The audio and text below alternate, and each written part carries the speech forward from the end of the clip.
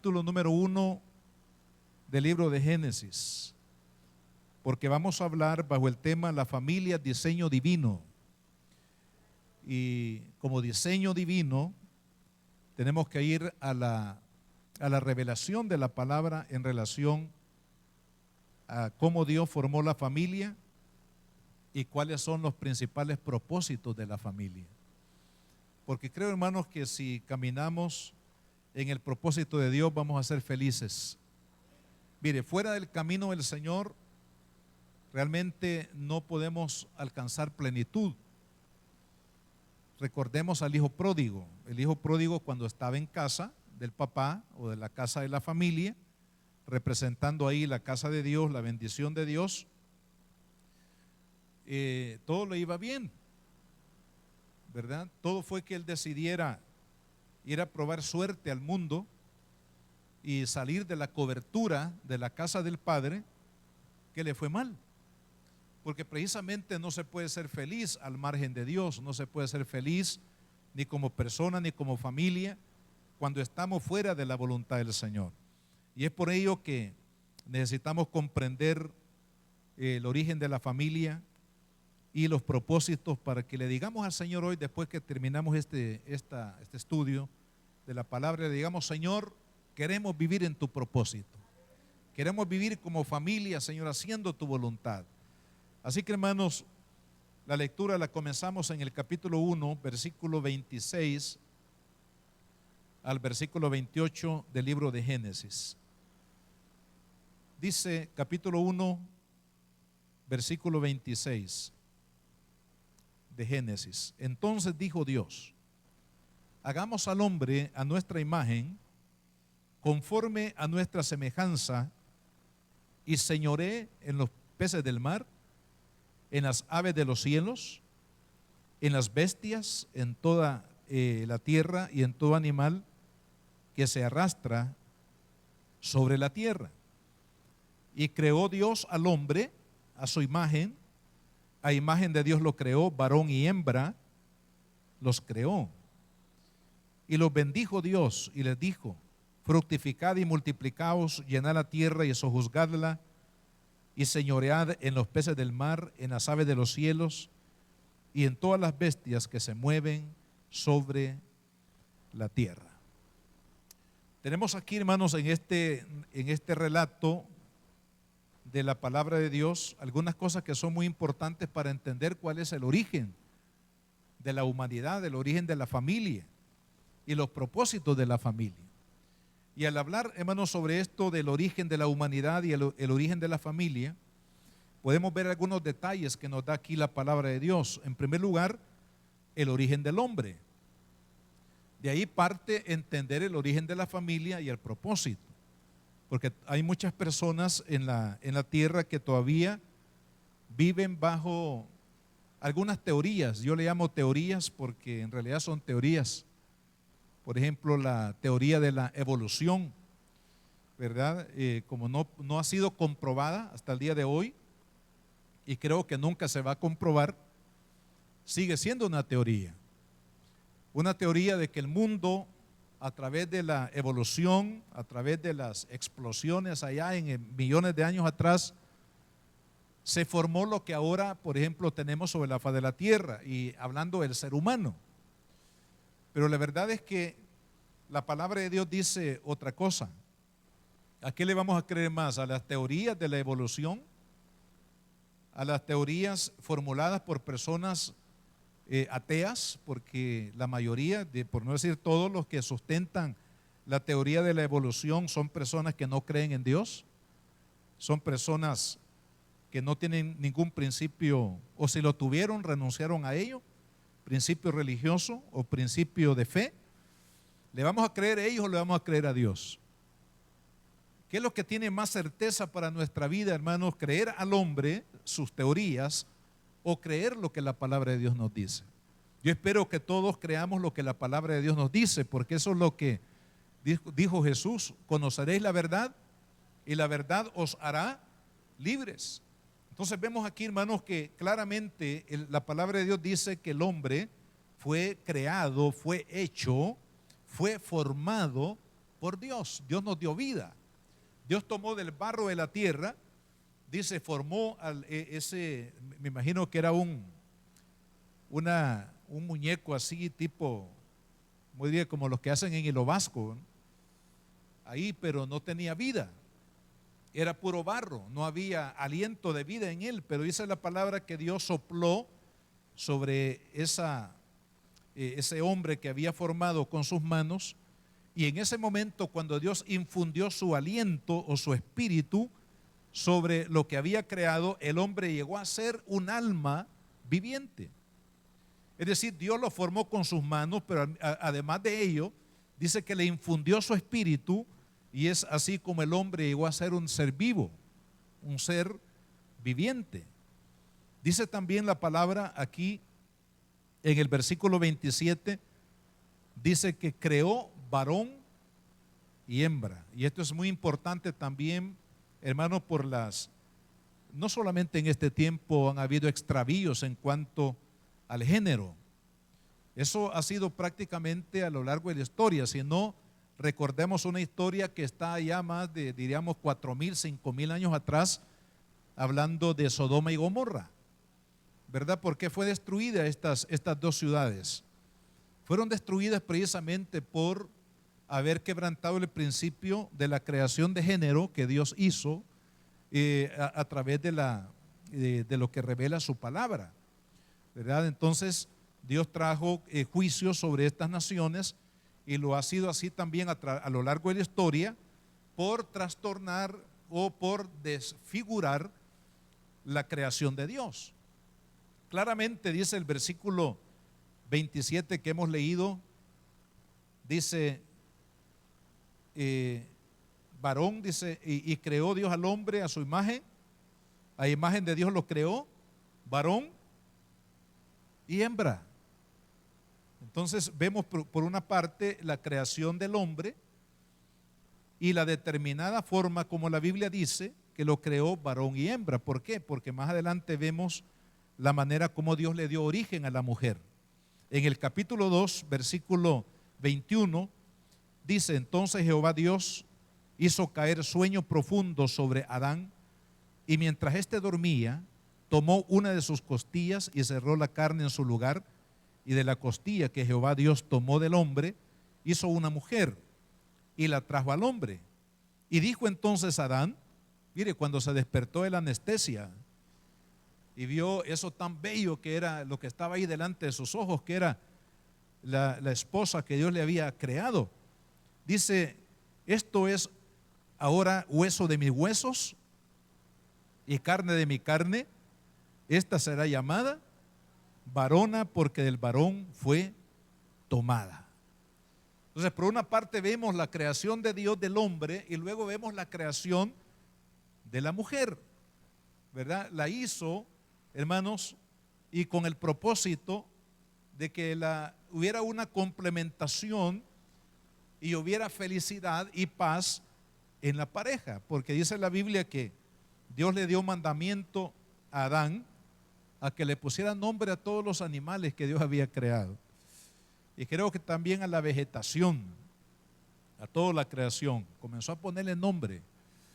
Y me imagino cuando Adán, esto no lo dice la Biblia, es una imaginación mía, pero cuando Dios le estaba poniendo nombre a los animales, decía Dios: bueno, Adán, se va a llamar el burrito, y su pareja se va a llamar la burrita. Se va a llamar un león, y su pareja se va a llamar leona.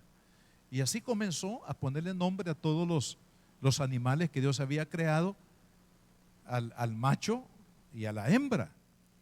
De repente, seguro que le dio nostalgia y dijo: bueno, yo estoy poniéndole nombre a cada macho y hembra de los animales que Dios ha creado aquí en esta tierra tan maravillosa, pero ¿qué de mí? Estoy solo. No se puede decir Adán y su pareja, su esposa o su mujer, porque hasta ese momento solamente Dios había creado al hombre primero. Entonces, cuando Dios dice: ve que Adán está solo, es decir, que no está viviendo una vida plena, una vida feliz, una vida completa, Dios dice, le haré ayuda idónea para él. Y efectivamente Dios formó entonces, de acuerdo a este relato bíblico, a su mujer, a Eva, y la trajo para que fuera su esposa. Qué lindo, hermanos, que el primer matrimonio sobre la faz de la tierra lo ofició el Señor. ¿Qué le parece? Él unió a esta pareja y le dio, por supuesto, la capacidad inherente, el poder, hermanos, para que esta primer pareja humana multiplicara la raza humana sobre la faz de la tierra. Pero vea qué hermoso. Por eso es que decimos que cuando vemos el origen del matrimonio y vemos cómo Dios tomó el tiempo para crear al hombre, crear a la mujer, para unirlos, para complementarlos, para hacerlos vivir una vida plena, ese es el propósito del matrimonio. El propósito de la familia, hermanos, es que el hombre tenga plenitud, que la raza humana, cuando hablo de hombre, muchas veces me refiero al género humano, no solamente al hombre, sino también a la esposa, a los hijos, a la familia. Lo creó Dios para que haya paz y haya bendición, para que no nos sintamos solos, para que nos sintamos completos, viviendo una vida de plenitud con el favor de Dios. Luego de que Dios creó al hombre y creó a la mujer y los unió, vea lo que dice la palabra en el versículo 24 del capítulo 2, porque aquí vemos que Dios también le da, así como le dio origen al hombre y a la mujer, le dio también origen a la unión conyugal. Dice, por tanto, dejará el hombre a su padre y a su madre y se unirá a su mujer y serán una sola carne. Y estaban ambos desnudos, Adán y su mujer, y no se avergonzaban. Es decir, que estaban viviendo en una etapa de inocencia. No había vergüenza porque no se conocía el pecado, ¿verdad? Había una pureza, una integridad total en la pareja. Pero vean lo que dice el versículo 24. Dice, dejará el hombre a su padre y a su madre. Esto habla de una independencia de los padres para poder formar su propia familia. Siempre tiene que haber una independencia de los padres. Claro, no estamos hablando que vamos a romper el vínculo familiar por el hecho de que nos vamos a casar. Siempre uno necesita el apoyo de los padres, siempre uno necesita el consejo de los padres. Más bien lo que está diciendo aquí la palabra de Dios es que debe de haber una independencia para formar parte de una familia nueva, ¿verdad? Es necesario que la participación de los padres tengan cierto límite y también de parte de los hijos debe tener algún límite para no echar a perder el matrimonio. Por eso, hermanos, aquí los que somos padres y de hijos que ya se casaron, es necesario que nosotros también, o aquellos que en algún momento determinado sus hijos van a crecer, se van a casar, hay que ser muy sabios para tratar, digamos, a los yernos o a las nueras o al matrimonio en sí de nuestros hijos. No tratar de que los hijos vivan el matrimonio como nosotros queremos, ¿verdad? Porque claro, uno forma su familia, su matrimonio, y uno quiere que los hijos sean casi como una fotocopia, una fotocopia de uno, del matrimonio. Pero no olvidemos que cada persona tiene su individualidad y Dios tiene un plan y un propósito para cada uno. Así como el Señor, mire, cómo es de lindo, cómo la diversidad, todo lo que el Señor hace tan bello. Cuando usted ve un jardín, ¿verdad? Hay flores de diferentes tipos, de diferentes colores, de diferentes formas, de diferentes alturas, y así también son los animales, así es toda la creación de Dios. Hermano, así también las personas somos diferentes el uno al otro. Y es importante entonces que en esa independencia de los hijos, los padres tengamos sabiduría para no interferir de tal manera que podamos dañar la familia de nuestros hijos. Eso hay que aceptarlo.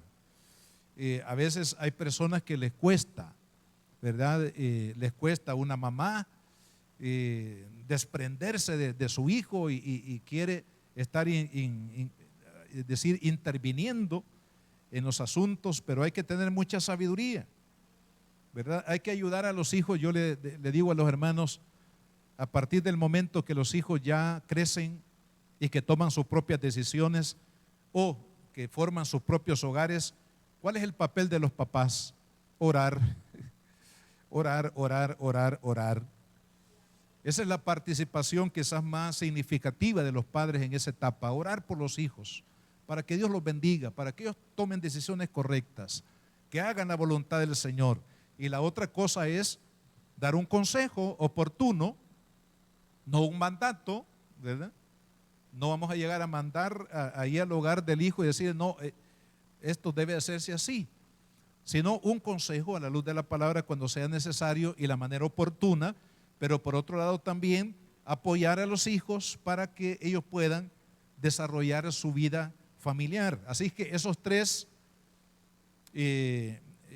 digamos, tres intervenciones nuestras deben de ser siempre, hermanos, con la sabiduría de Dios. Señor, bendice a nuestros hijos desde la trinchera de la oración, un consejo de la palabra, sobre todo cuando sea necesario y oportunamente a nuestros hijos, y por otro lado, tratar de apoyarles en la capacidad que podamos para que ellos puedan desarrollar su matrimonio, su familia.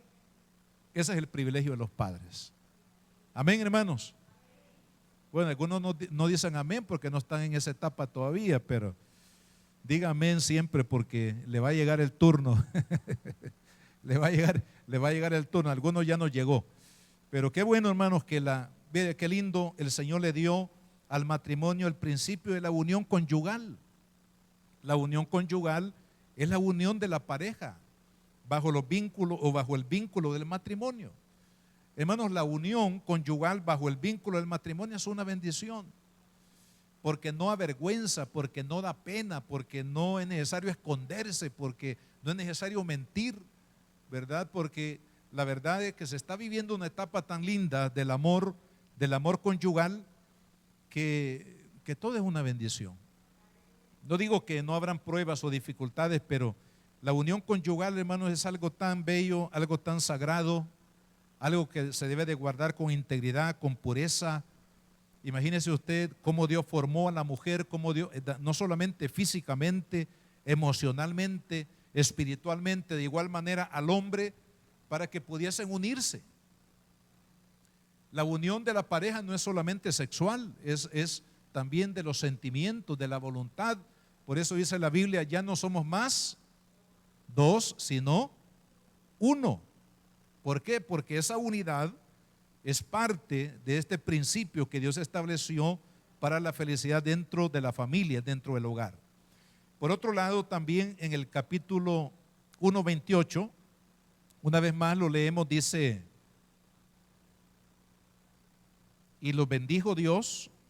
Fíjese qué lindo, Dios bendice la familia, Dios bendice el matrimonio, Dios bendice los hijos. ¿Por qué? Porque es creación de Él. Y los bendijo Dios y les dijo: fructificad y multiplicaos y llenad la tierra y sojuzgadla. Aquí vemos un cuarto elemento: origen del hombre, origen de la mujer, origen de la unión conyugal. Y aquí vemos también el mandato de la procreación, o sea, la multiplicación dentro de la familia, dentro de los matrimonios. Hermanos, se debe también tener una visión de paternidad. Yo sé que los tiempos han cambiado tanto que parecería que hoy en día incluso hay parejas que se casan ya en acuerdo, ¿verdad?, de no tener hijos. No vamos a tener hijos. Así que no digo, pues, cada uno tiene su responsabilidad en él y dar cuentas también a Dios de la administración de su familia. Pero es natural la procreación, porque ese fue el plan de Dios, el propósito de Dios, que hubiera capacidad para multiplicar la raza humana sobre la faz de la tierra. Y ya vamos a ver en los propósitos que vamos a enumerar de la familia, este propósito en particular de la procreación. Pero fue Dios el que dio mandato al hombre para procrear. Así que ahí cada uno de nosotros debemos de decidir, ¿verdad? Cuántos hijos vamos a compartir como familia, ¿verdad? Cómo los vamos a cuidar, a guardar. Eso es parte también de la responsabilidad nuestra. Hay otro elemento, hermanos, muy importante en el capítulo 2, versículo 8. Dice: y Jehová Dios plantó un huerto en Edén y puso allí al hombre que había formado. También Dios le dio origen a la vida de hogar, a la vida de familia. ¿Sabe usted que la palabra Edén significa lugar de delicia? Y este Edén era un huerto, era el hogar que Dios preparó, y dice, y ahí puso al hombre que había creado. Y posteriormente, cuando Eva fue formada, también llegó a vivir, a habitar en el huerto del Edén. Esto también nos dice, hermanos, del origen, dentro del origen de la familia, que es Dios el que bendice la familia y bendice también el hogar. ¿A qué le llamamos hogar? Le llamamos hogar al lugar donde vivimos con nuestra familia, donde reímos, donde lloramos, donde oramos, donde cantamos, donde lloramos, donde planificamos, donde disfrutamos a la familia. Esa vida de hogar, yo siempre, hermanos, he creído y creo que no es obviamente imposible de alcanzar, ni tampoco es fácil. Pero qué lindo que cada uno de los jóvenes que se casan o los que nos casamos, llevemos en nuestra mentalidad, en nuestra visión de familia, que nuestra familia sea un hogar bendecido, que la presencia de Dios esté ahí, que podamos disfrutar de nuestra familia. Mire, hermano, uno de los, creo yo, de los errores más grandes que los seres humanos cometemos es que ante una bendición tan grande como lo es la familia, una linda esposa, los hijos, el calor del hogar, a veces el hombre no lo disfruta, porque vive trabajando, que vive aquí, que vivo para trabajar, que no tengo tiempo. A veces hay mucha ausencia de los padres dentro de las familias, dentro de los hogares. Y hermano, y a veces en momentos de reflexión yo digo, ¿cómo no disfrutar una bendición tan grande como la familia? Vale la pena hacer cualquier esfuerzo, cualquier decisión que nos permita tener más tiempo con la familia, compartir más con la familia, disfrutar más de la familia que Dios nos ha dado. ¿Por qué, hermanos? Porque Dios dice, formó el Edén y ahí puso al hombre.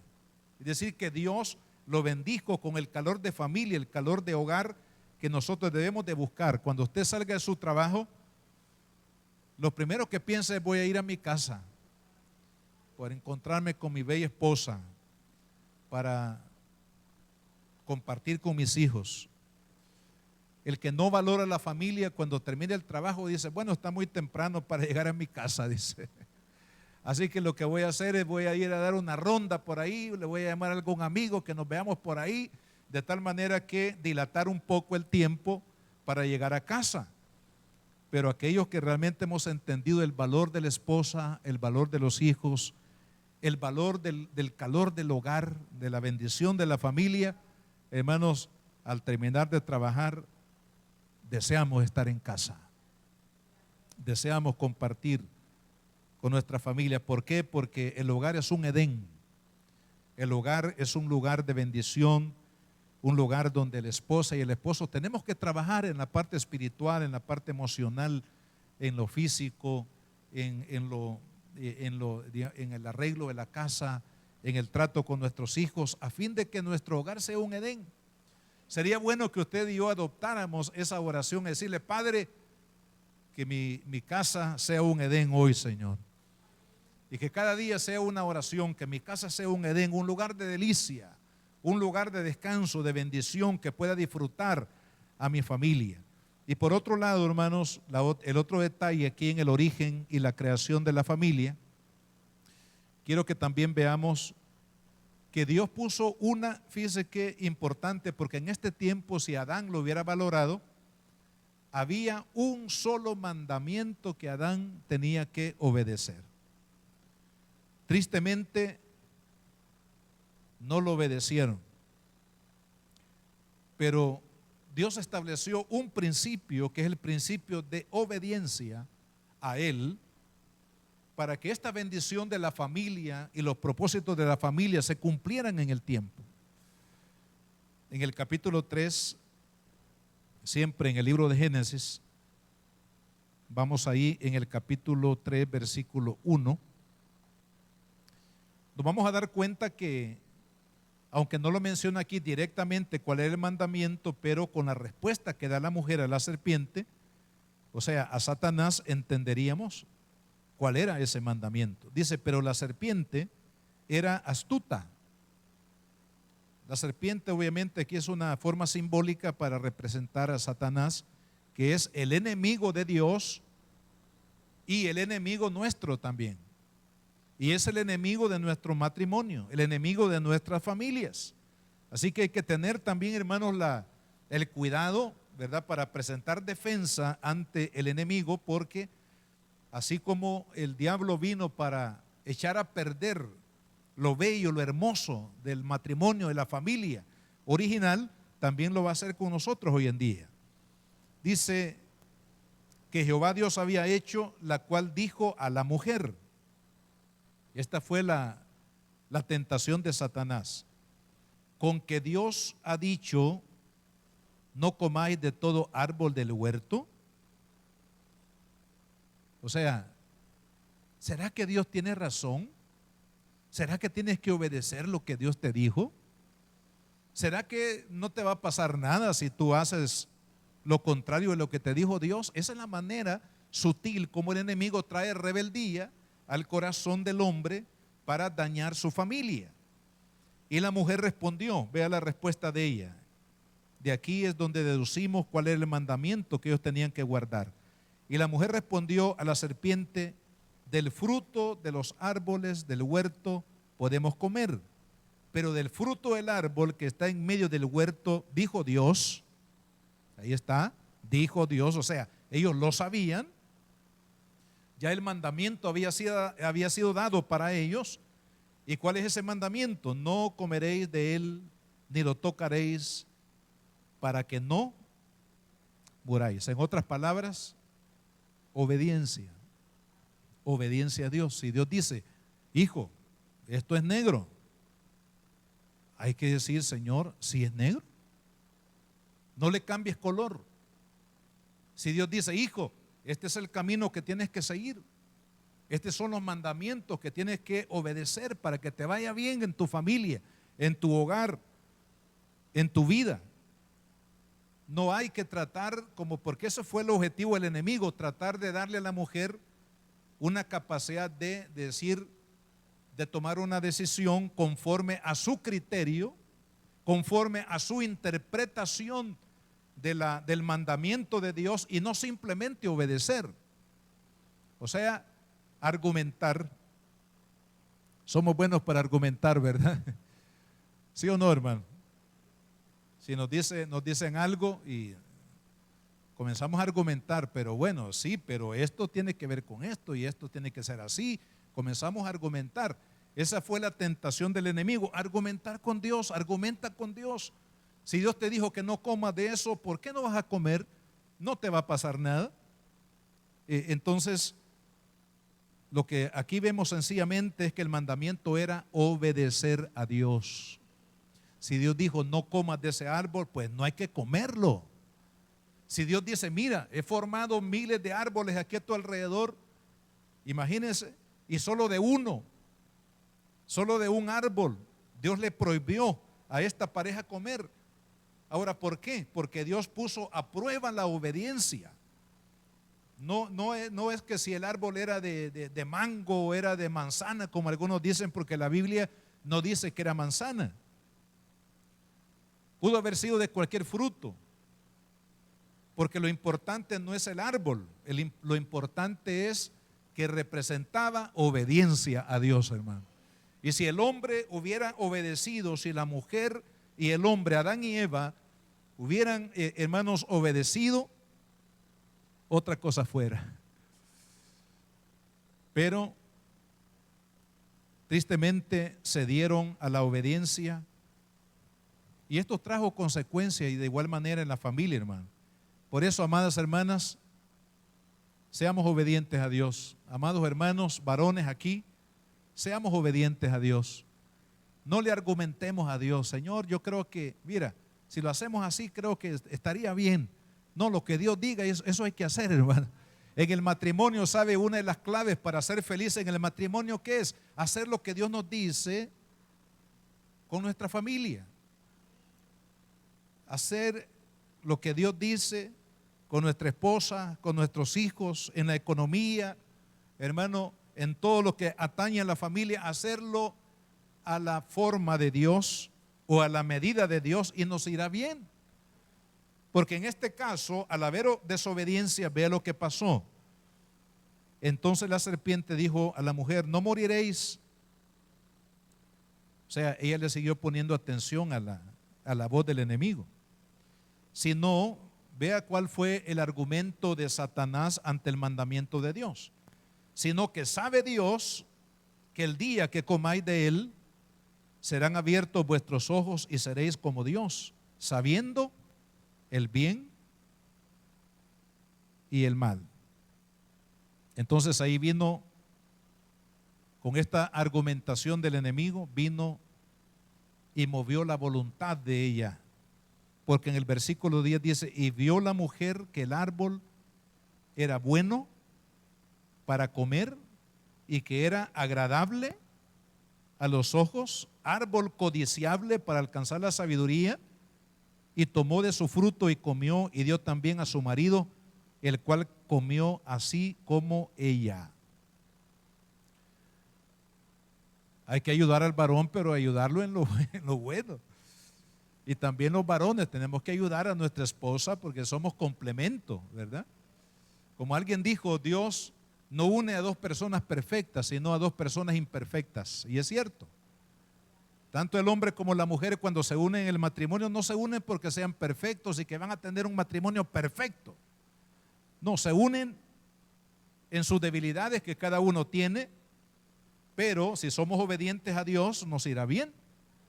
Entonces, en ese sentido, la esposa tiene que ayudar al esposo para hacer lo que es correcto, lo que Dios dice que se haga. Ahí hay que ayudarle. Amada hermana, ayúdele a su esposo, dígale: mira, hagamos como Dios dice, no como nosotros se nos ocurra. Tomemos las decisiones como Dios dice, no como nosotros creemos, entre comillas, que va a ser lo correcto. No, como Dios dice en su palabra. Y de igual manera, los varones hay que insistir con nuestra esposa y con nuestra familia, ayudarnos mutuamente a hacer lo correcto, a hacer lo que está ya establecido por Dios para que nos vaya bien. Entonces fueron abiertos los ojos de ambos y conocieron que estaban desnudos. O sea, ya la semilla del pecado había germinado, ya había vergüenza entre ellos dos. Entonces cosieron hojas de higuera y se hicieron delantales, y oyeron la voz de Jehová Dios. O sea, que Dios les hablaba en el huerto. Oyeron la voz de Jehová Dios que se paseaba en el huerto al aire del día, y el hombre y la mujer se escondieron. Vea qué tremendo. Esta es una de las consecuencias del pecado que destruye las familias. Después de mantener una relación con Dios directa, linda, una comunión de oír a Dios, de hablar con Él, de comunicarse con Él, ahora ellos le tienen miedo y se esconden. Es el principio del pecado, porque el pecado nos hace huir de Dios. La Biblia dice que el impío huye sin que nadie lo persiga. Y también dice la Biblia que la paga del pecado es muerte, y la muerte es separación. O sea, lo que sucedió a través del pecado, hermanos, cuando entró en el matrimonio y entró en la familia, fue alejarse de Dios, tenerle miedo a Dios, alejarse de Dios, que es el principio o el objetivo que el enemigo persigue con las familias: dividirlas, dividir los matrimonios, dividir el corazón del padre con sus hijos. ¿verdad? Sembrar desarmonía en la familia, pleitos, contiendas, griterías, celos y todo aquello, hermanos, que impida que el matrimonio y la familia esté en paz, en armonía con Dios y en la bendición de Dios. Entonces, en el principio Dios creó un mandamiento, y el mandamiento era obedecer lo que Dios dice. Ahora, en el segundo lugar, quiero que veamos algunos propósitos de la familia. Tomemos en cuenta, hermanos, cómo Dios creó a la familia y cómo el pecado trajo ya cierto, un deterioro a la familia, al hogar que Dios había creado. Veamos algunos propósitos. El primer propósito que quiero compartir, hermanos, es que Dios creó a la familia para que la humanidad se relacione de manera correcta con Dios. O sea, el centro de nuestra familia, hermano, tiene que ser Dios. Por eso el apóstol Pablo, cuando habla a la iglesia de Corinto, y lo quiero aplicar en este contexto de la familia, él dice: ninguno puede poner otro fundamento, dijo Pablo, que el que ya está puesto. Hablando acerca de la salvación para los gentiles, para las naciones gentiles. Dice Pablo, la salvación no se puede alcanzar si se remueve el fundamento que ya está puesto. ¿Y cuál es ese fundamento que ya está puesto? Que ningún hombre puede tomarlo de su libre albedrío y decir: yo voy a buscar la salvación por X religión, por X líder, por X doctrina, por X Mesías o lo que sea. No se puede. ¿Por qué? Porque la salvación tiene un solo fundamento, y ese fundamento es Jesucristo.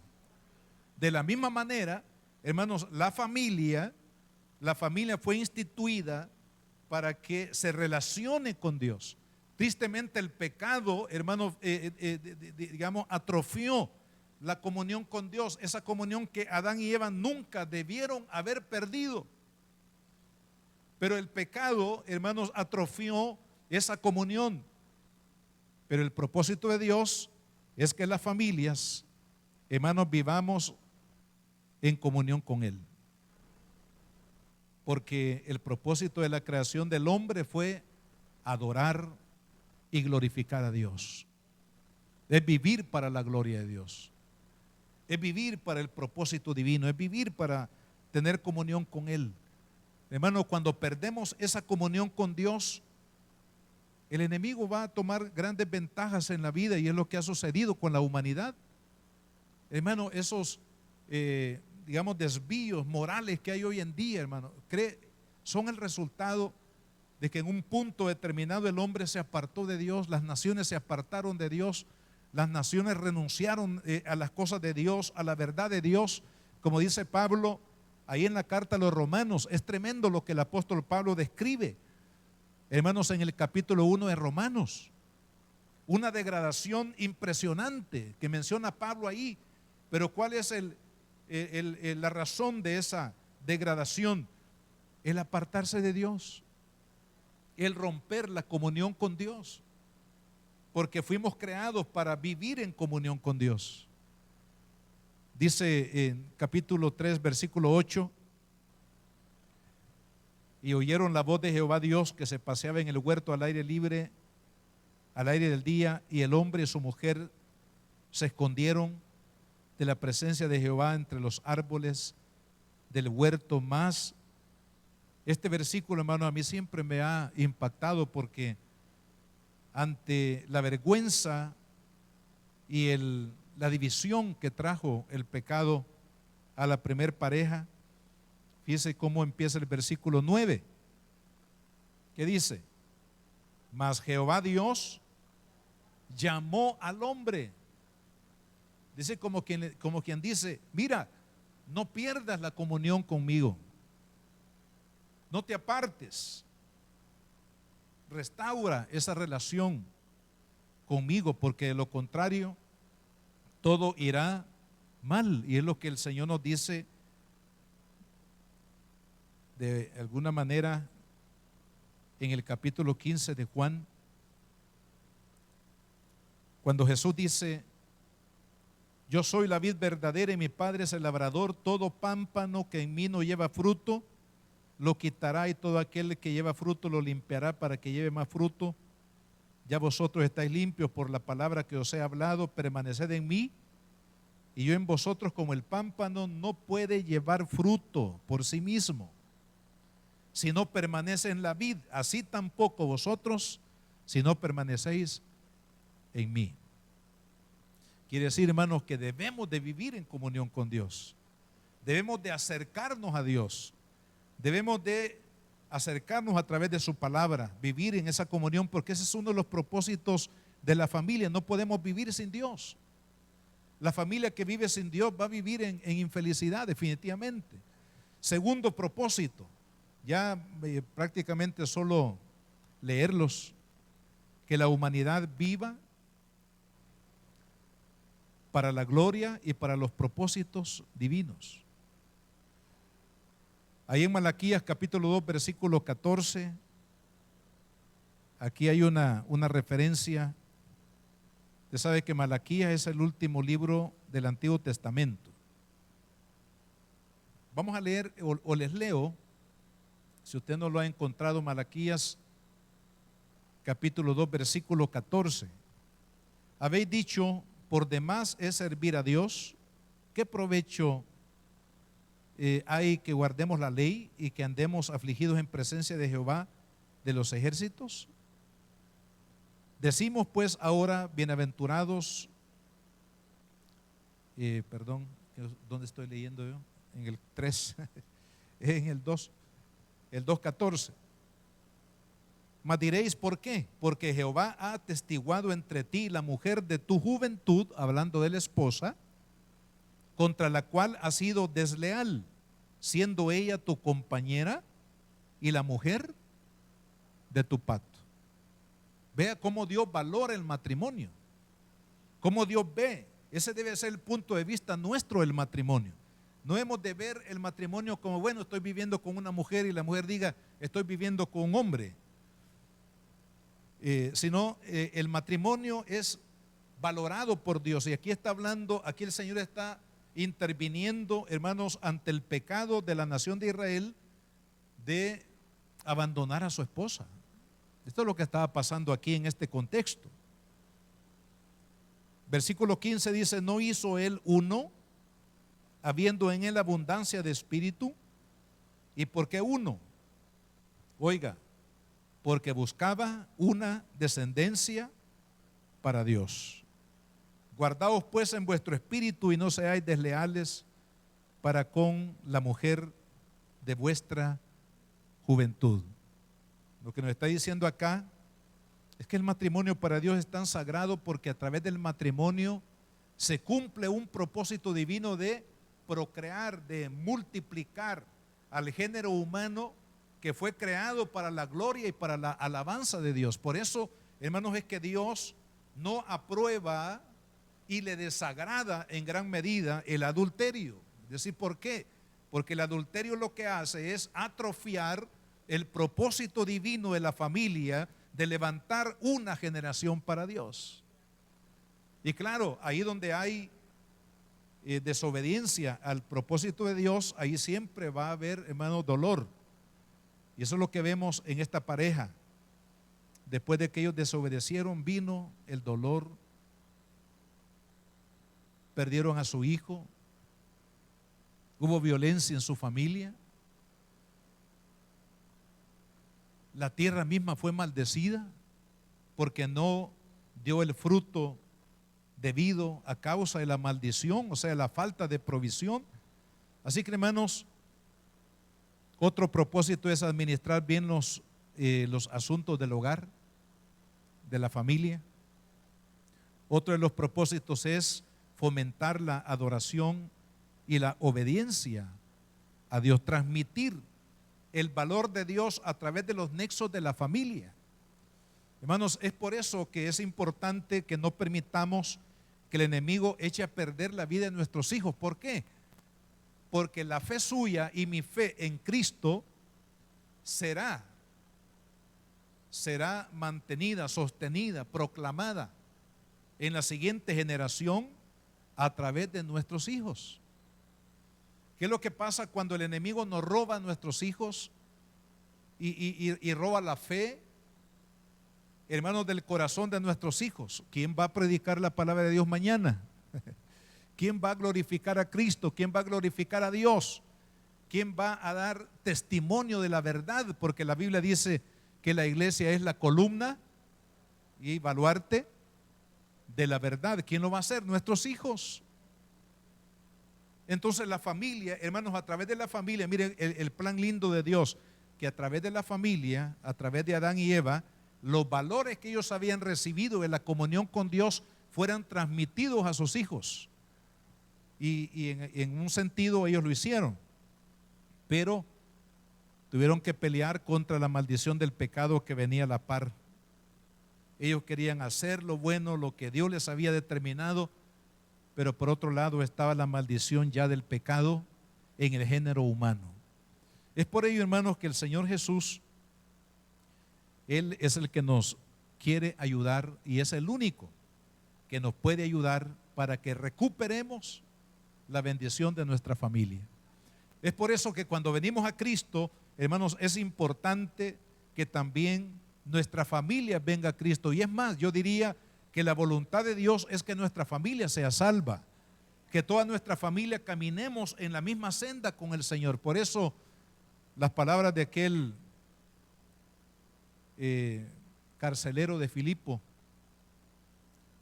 cuando le dice a Pablo: ¿y qué debo de hacer para ser salvo? ¿Y qué es lo que le contesta Pablo? Cree en el Señor Jesucristo y serás salvo tú y tu casa. Porque ese es el propósito de Dios.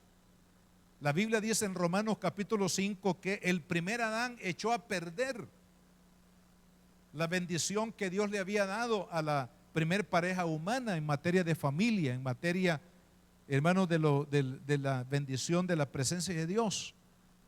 Pero dice también Pablo en Romanos 5 que Jesucristo, el segundo Adán, vino para recuperar y para restaurar todo lo que el primer Adán había echado a perder. El primer Adán echó a perder por su pecado, hermanos, el propósito y el plan de Dios para su vida. Pero en Cristo Jesús ahora nosotros podemos recuperar las bendiciones de Dios para nuestra familia. Y es lo que Dios quiere, hermanos, que nosotros caminemos en obediencia al Señor, que nosotros amemos a Dios, que lo hagamos el centro de nuestra vida, que Dios no sea un apéndice de mi familia, un apéndice de mi forma de pensar o de mis planes. No, Dios debe de ser la persona principal en nuestra vida, en nuestra familia. Dios tiene que ser el centro de nuestra familia para que nosotros podamos disfrutar de todas las bendiciones que Él ha programado, ha proyectado, ha ganado por usted y por mí en la persona de Jesucristo. Bien, quiero que oremos, hermanos, por un momento. Les pido que se pongan de pie y orar por nuestra familia. Orar para que nuestra familia, hermanos, cumpla los propósitos de Dios. ¿Cuáles son esos propósitos de Dios? Que nuestra familia mantenga una correcta relación con Dios. Que nuestra familia viva para la gloria de Dios. Que nuestra familia administre o guarde, proteja todo lo que Dios ha depositado en las manos nuestras, que seamos buenos administradores de nuestra familia. Y el otro propósito, que nuestra familia fomente el conocimiento de Dios a través de las generaciones. Hermano, si usted tiene hijos, dígale: Padre, que mis hijos lleven tu palabra en el futuro. Cuando yo falte, que sean ellos los portadores de este mensaje de vida, de esta verdad que hemos conocido en ti. Y si tú tardas otra generación más en venir, que nuestros nietos Señor, que nuestras futuras generaciones sean los que lleven adelante la verdad de Dios a las naciones. Solamente les porque no quiero dejar de leerles estos versículos que hablan precisamente acerca de esta visión que Dios tiene a través de la familia, llevar su conocimiento y salvación con ello a todas las naciones de la tierra. En Éxodo capítulo 20, además de los mandamientos que Dios les da, les dice en el versículo 5, hablando del primer mandamiento, que es el mandamiento de no tener Dios extraño o adorar a un Dios que no sea el Dios creador de los cielos y de la tierra. Dice, no te inclinarás a ellas, ni las honrarás, hablando de la idolatría, cuando se saca a Dios del escenario de la vida y se pone a otra persona, cosas. Porque yo soy Jehová tu Dios, fuerte, celoso, que visito la maldad de los padres sobre los hijos hasta la tercera y cuarta generación de los que me aborrecen. Mire, cuando yo leía esto, hermanos, vino a mi corazón el decir, cuando un padre, cuando los padres no son buenos administradores, es decir, que no están conectados adorando al verdadero Dios, sus hijos van a romper esa cadena de llevar el conocimiento de la palabra, porque dice que Dios va a perseguir el pecado de idolatría de los padres hasta la cuarta generación. Pero vea cómo cambia en el versículo siguiente: y hago misericordia a millares. ¿A quiénes? ¿A quiénes Dios hace misericordia? A los que me aman y guardan mis mandamientos. O sea que cuando nuestros hijos no rompen esa cadena, hermanos, de llevar la gloria de Dios a las futuras generaciones, Dios promete que va a bendecir a nuestras generaciones futuras. Porque dice, y hará misericordia a millares a los que me aman y guardan mis mandamientos. Por eso qué importante nuestros hijos, hermano. Piense en sus hijos en este momento, piense en sus hijos y dígale: Padre, te pido, Señor, que bendigas mi familia. Señor, que mi familia viva para los propósitos de tu corazón. Señor, tú creaste a la familia de tal manera que no podemos cambiar a nuestro libre albedrío los principios que tú estableciste para el hombre, su matrimonio, sus hijos.